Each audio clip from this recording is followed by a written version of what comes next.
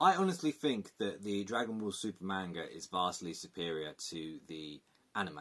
It's just a lot more fleshed out and you kind of get a lot more going on with the characters, and this is the only arc so far which has actually felt like a proper story arc. It had a beginning, middle and end, unlike everything else which all just suddenly happens and it's like blah, blah, blah, blah, blah.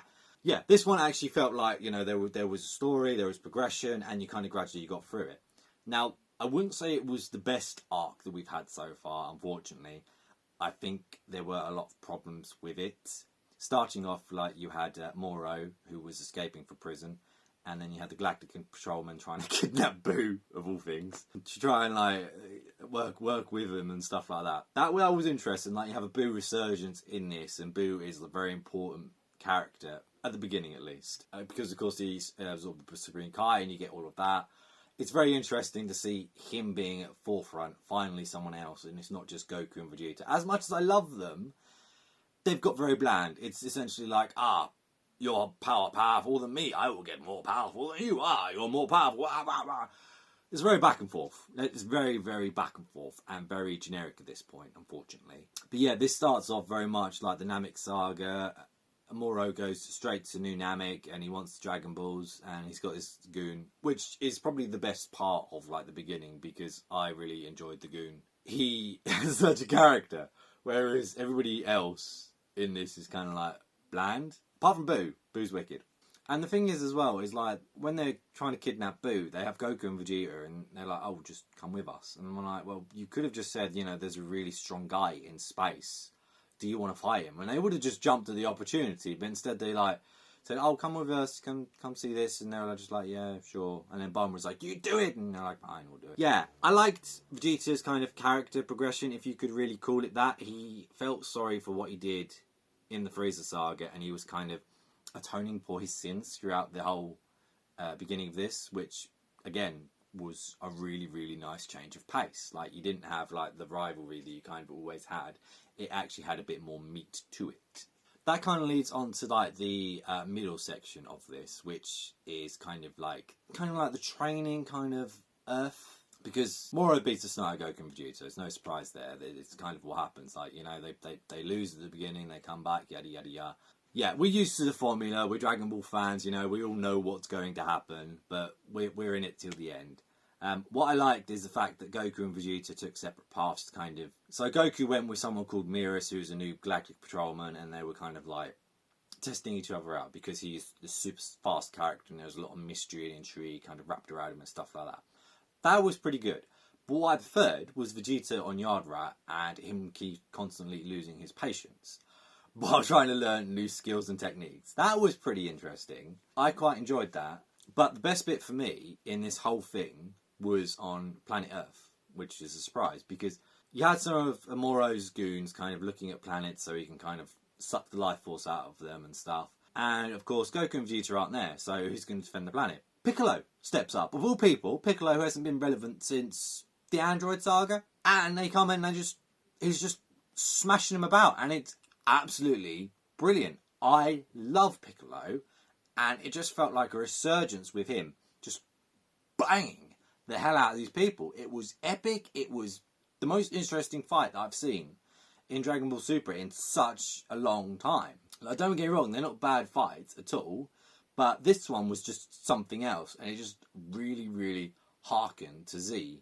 And of course, with that, you kind of have like Gohan, you get the rest of the Z fighters involved as well, but at that point, it was kind of getting to like what happened in Resurrection F, where they're kind of overwhelmed. Yeah, they were just waiting for someone to appear and save the day.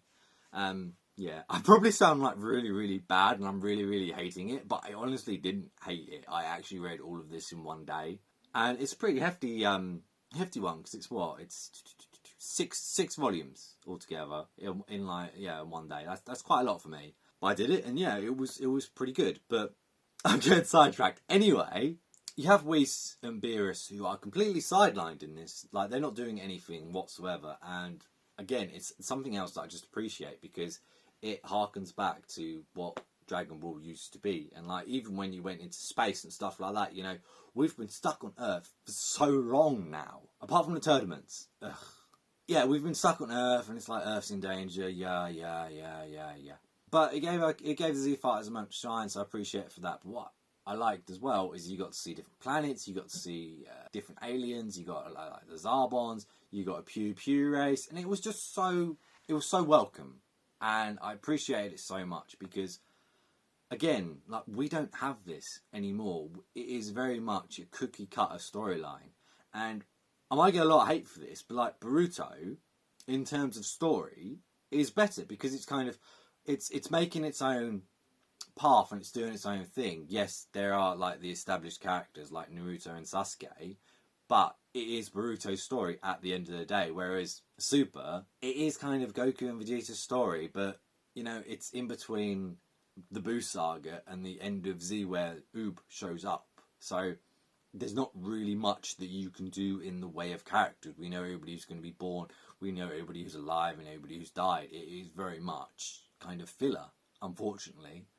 And then we get to the third act, right? So the first act was very much like Frieza Namek Saga at the beginning, and this one kind of felt like the Saiyan Saga, where you had like the constant power-ups and they're like doing tricks and stuff like that, and it was kind of mundane. It was, and you know, it was a little bit to read. And like, you know, Goku and Vegeta got beat up quite a few times in the Trunks saga, but there was no point in that where I was like, you know what, this is kind of boring, this is kind of like, it's not doing anything for me. But in this one, it did. Like, I don't know why, I don't know if there was nothing like else for anything to kind of like develop or to do, but it really felt very lackluster in terms of character development and stuff like that, because nothing really got developed. There was no like, oh yeah, you know what, something's happening, oh yeah, you know, new forms.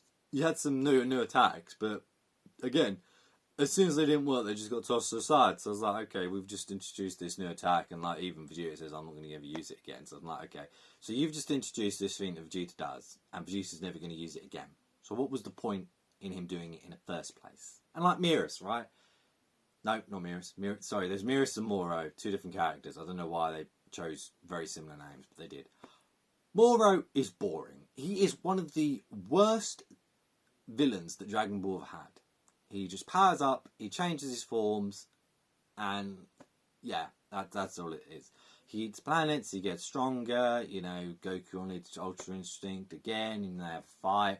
Goku's a twat and gives him a sensu bean, because I don't honestly know why he does that. That's like retard level. Yeah, I mean, the goons were cool, and then like when he had more goons with the, what was it, like Seven, or he called him Seven or something, the guy who could mimic people's powers, and he kind of mimicked Piccolo's powers, and he kind of took him on, and then he mimicked Gohan. That was cool. That was interesting, stuff like that. I did also like the bit where Gohan and him were fighting, and then Gohan just like obliterated like Piccolo's powers, and then Piccolo was like, whoa, what's happening? Like, have you not been fighting me for real? We've been training for so long. Like, am I a joke to you now? I like that. That was good. And of course, like, you had the mirror situation that kind of got resolved. You kind of had like a nice, I would say, a heartfelt moment. Like, the character wasn't like the best character that they've ever introduced or stuff like that, but his story was enough to get an emotional reaction from me. So for me, that's personally a plus. We had Whis and Beerus getting involved, kind of not getting involved. You know, Whis is playing very loose and stuff like that, which is fine. I would rather them do that than them just directly getting involved and beating the snot out of the villain. Like, this fight could have literally taken place anywhere. The final fight between the guys and Moro, it could have taken place anywhere in space. There was no rhyme or reason for them to come all the way back to Earth just to have that final fight there and for the Earth to be in danger yet again. Like, even if he was to come to Earth to get the Grad Dragon Balls, like, instead of Namek, that would have been cool. Start off Earth and then go to space. That would have been epic. But yeah, that's really all that happened. Is it the best saga so far? No, I would say it's probably not. Please, Dragon Ball fans, let me know your opinions on anything in the series. I would love to talk about it. Thank you very much for watching, and I'll catch you in the next one. Bye.